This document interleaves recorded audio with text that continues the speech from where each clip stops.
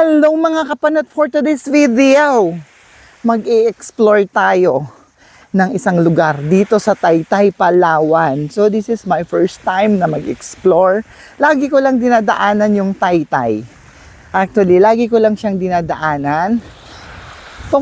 Papuntang El Nido, ganun. So ngayon, nagkataon na tayo ay may pinuntahan at medyo mahaba pa ang oras natin ay nag-side trip tayo dito sa Paraiso. So explore natin kung gaano nga ba kaganda ang Paraiso. Ate, saan ako pwedeng dumaan?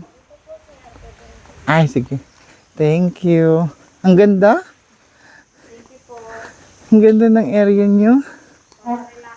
Oo nga, nakakatanggal stress.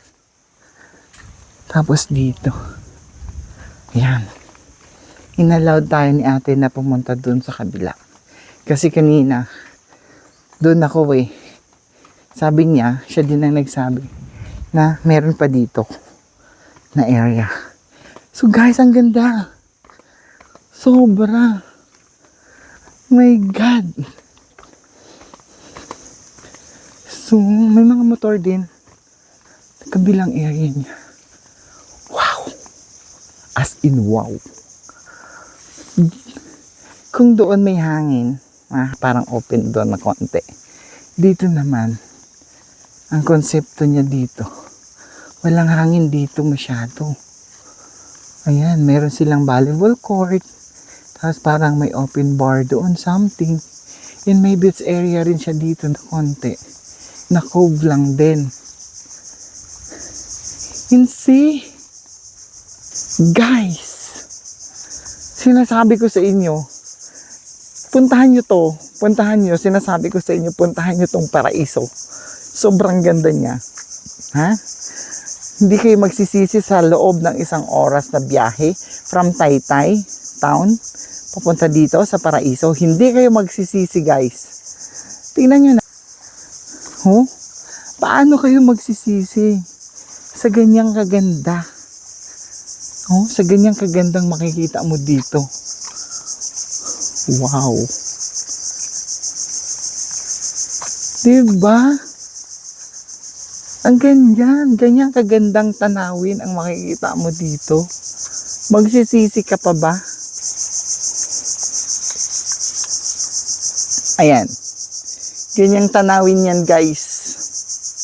Ganyang tanawin. Hindi ka na magsisisi. Ay, naku, Paraiso. I love it. Shucks.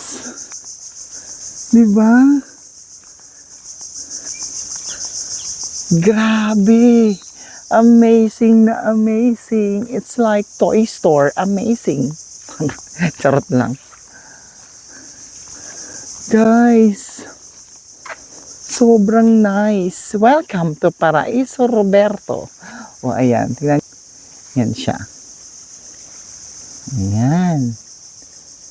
Grabe. And, puntahan natin to. Dito sa kabila niya, konti lang, maliliit lang yung beach area niya.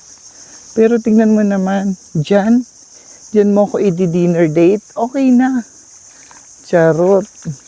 And of course, mayroon silang swing. Swing-ngaling-ngaling. Diba? So, sa mga nagbabalak dyang mag-explore ng Taytay,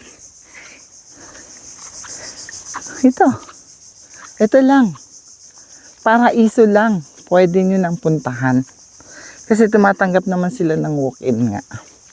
Yun nga lang, hindi talaga kami na-inform na wala kang pwedeng mabilhan dito ng mga foods. Kailangan pag pumunta ka dito, meron kang dalang sariling pagkain, tubig, drinks, or alak.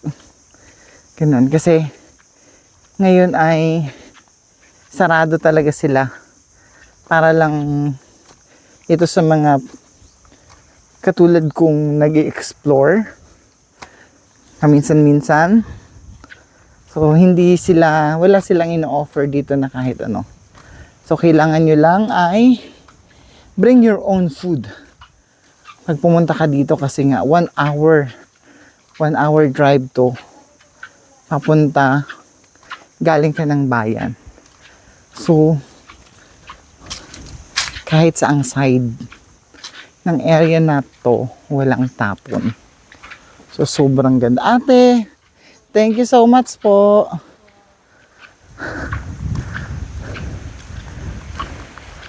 Ang ganda. Dito pa lang ako yun sa villa park niya. So, mayroong side pa, sa kabilang side, doon. I-explore din natin.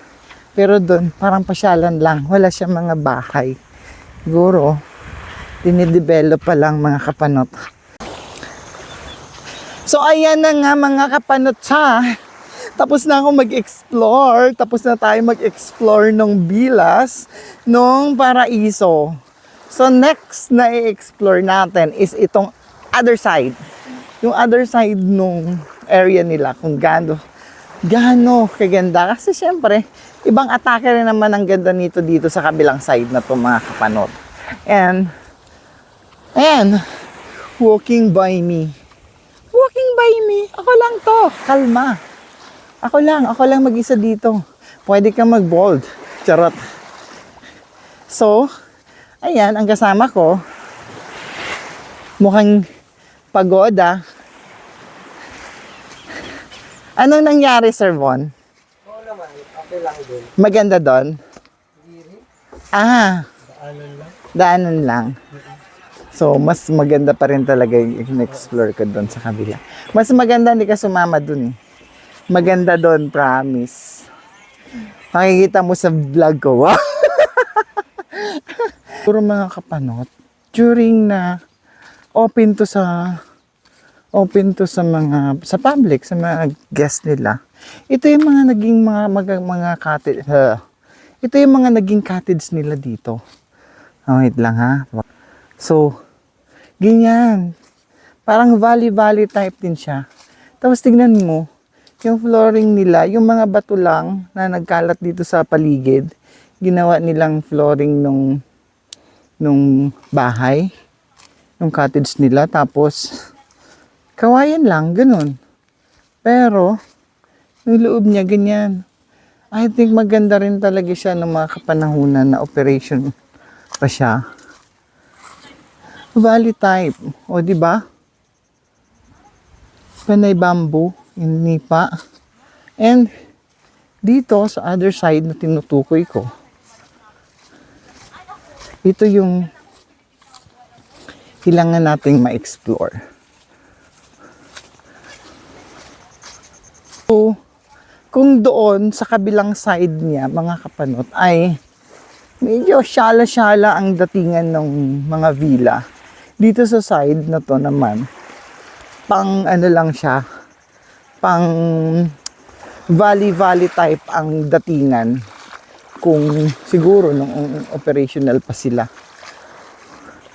So, tingnan nyo, di ba? May mga ganitong itinatago na ganda. Si Taytay. So, why? What happened? Charot lang.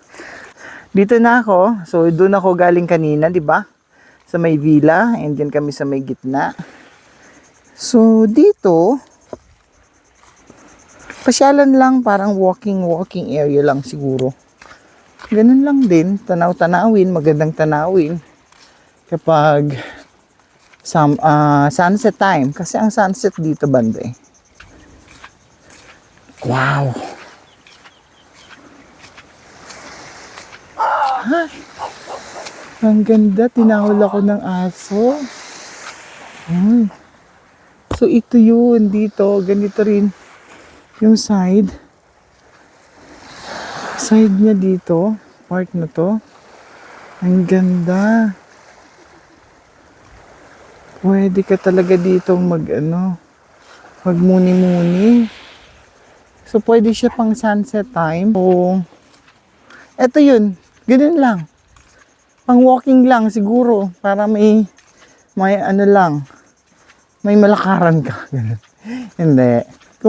Kung medyo ano ka na doon, medyo maraming tao doon. Dito ka kasi doon, meron ding isang parang private beach area niya na pwede ka rin mag-swimming. Tapos ang babaw din yung dagat. So amazing, Charis. Diba? Ganda. Promise. Mga kapanot, puntahan nyo to. So, paano ba yan? Paano ba yan mga kapanot? So, hanggang dito na lang ang aking pag-i-explore. O, diba? Na-tour ko na kayo ng bonggang-bongga dito sa Paraiso. Pero iba pa rin talaga. Iba pa rin talaga mga kapanot kapag kayo yung pumunta dito.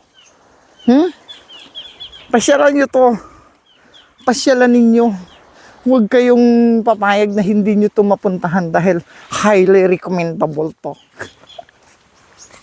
Baliw na ako, diba?